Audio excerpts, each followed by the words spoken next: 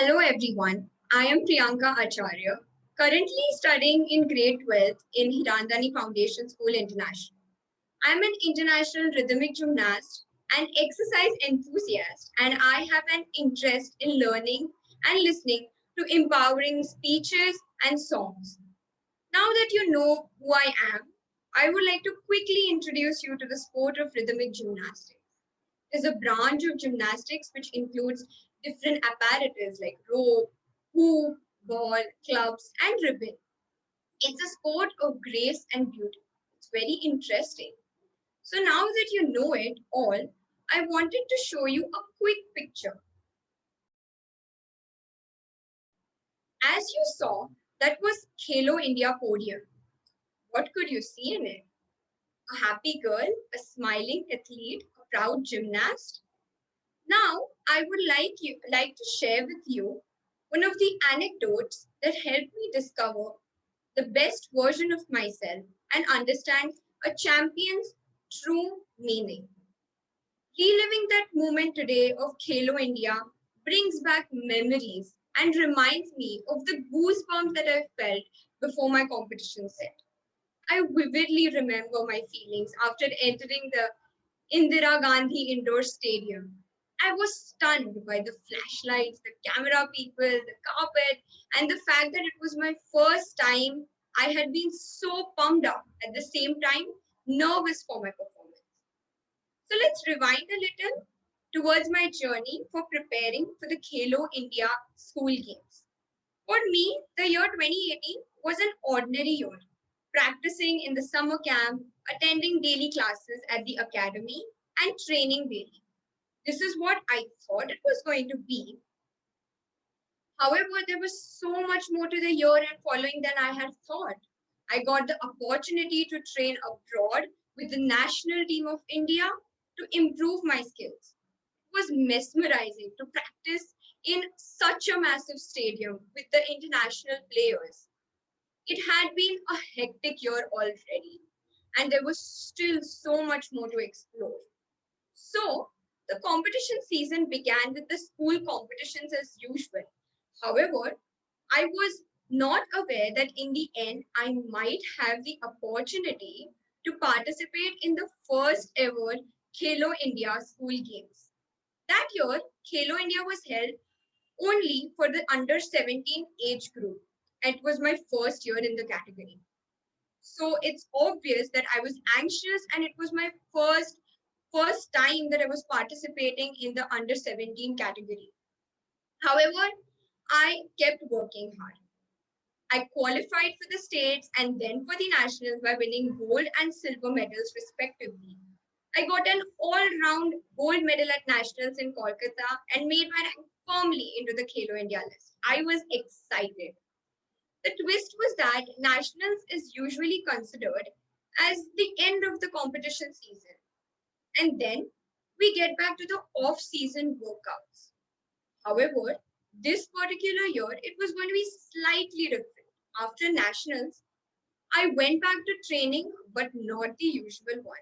It was the rigorous, hardcore, peak competition training sessions with my coach, Miss Pooja Surve. Again, the continuous cycle began.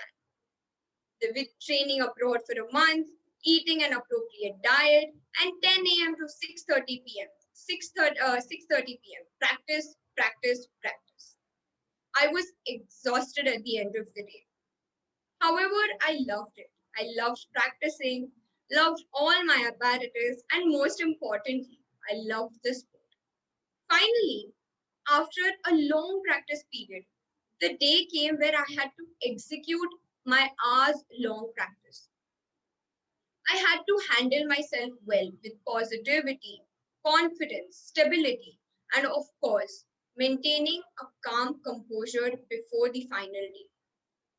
I was bubbling with confidence and strength. My foundation was strong, and I was very well prepared for Khelo India. In short, I was confident, yet a tiny bit nervous. Okay, let's be realistic. I was so nervous and anxious that I could hear my heartbeat in my ears. I didn't understand the reason behind this because I never felt it, but then I just let it be where it was and I didn't interfere with it because I had to practice and I had to concentrate because I had to prepare for my final performance. I knew that I was going to perform confidently as I had practiced continuously and consistently. My name was called up, and I stepped up, so confident and beautiful.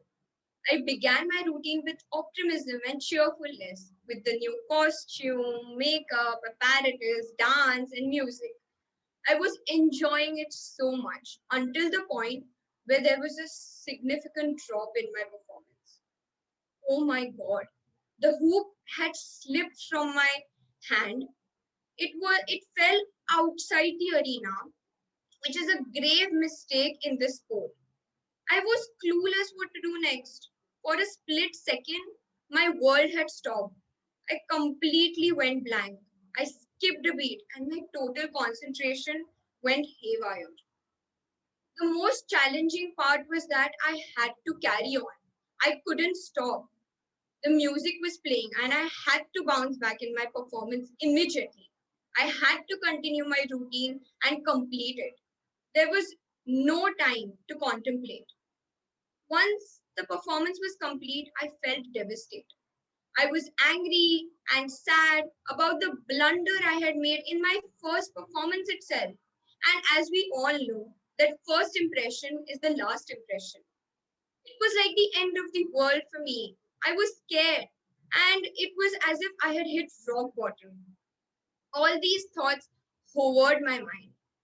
Practicing every day diligently from home to academy and back, and it was hard for me to believe that something like this could even happen. I was disappointed and didn't know and did not want to practice for the following routines. I just wanted to lie down on the carpet and cry my heart out.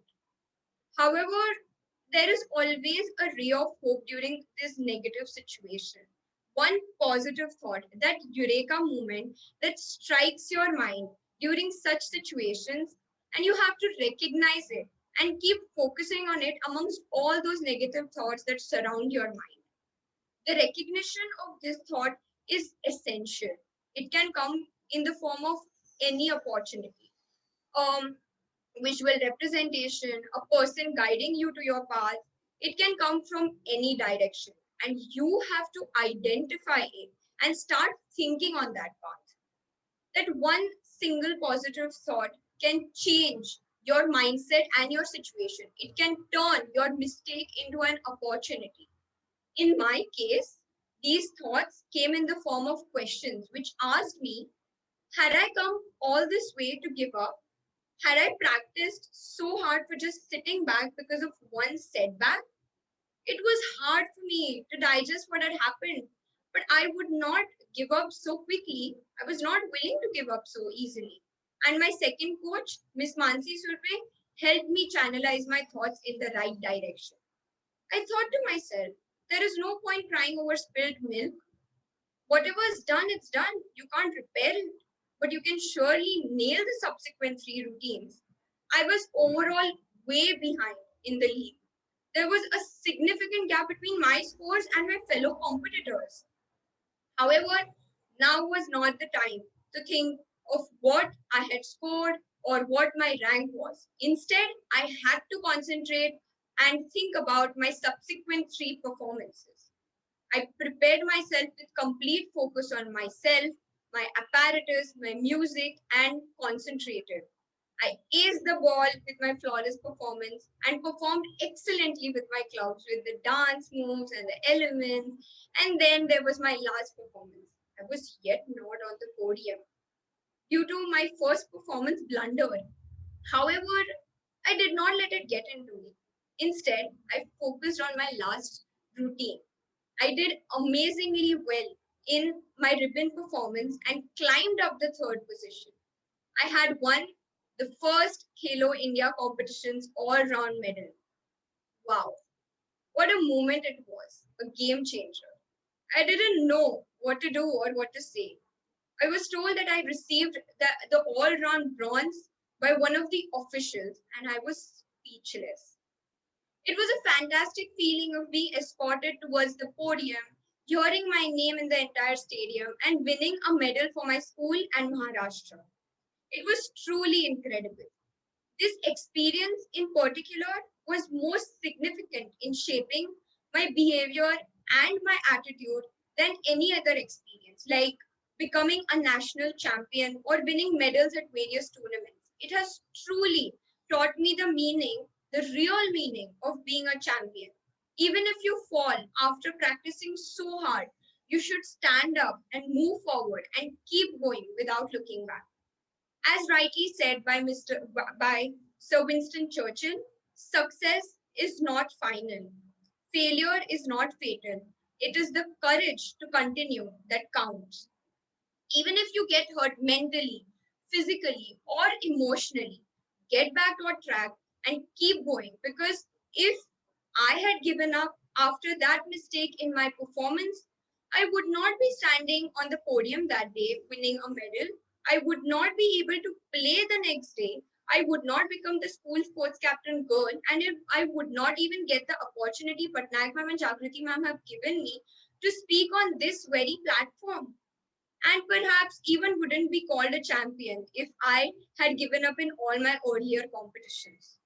I just want to say that it's how you define yourself and how you emerge from your failures and how you handle your downfalls that truly matters. You're not defined by how you failed in this particular thing or you couldn't complete that particular thing, but how you overcome your failure, you overcome your obstacle and emerge from your downfall to learn from your past experiences to become the best version of yourself. Thank you.